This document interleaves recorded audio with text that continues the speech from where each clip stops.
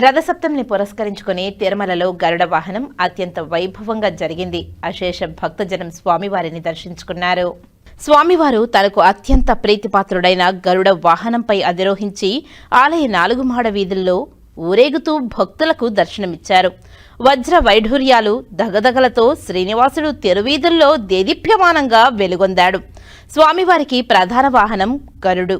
అందుకే గరుణ్ణి ప్రథమ భక్తునిగా అంటారు. గరుడ వాహనంపై ఊరేగే స్వామి దర్శనం ఎంతో మంగళకరం, శుభప్రదం. దీంతో అశేష సంఖ్యలో హాజరైన భక్తులు గోవింద నామస్మరణల మధ్య శ్రీవారి గరుడ వాహన సేవ వైభవోపేతంగా జరిగింది. వాహన సేవ జరిగినంతసేపు మాడవీధుల్లో గోవింద నామస్మరణతో మారుమ్రోగాయి.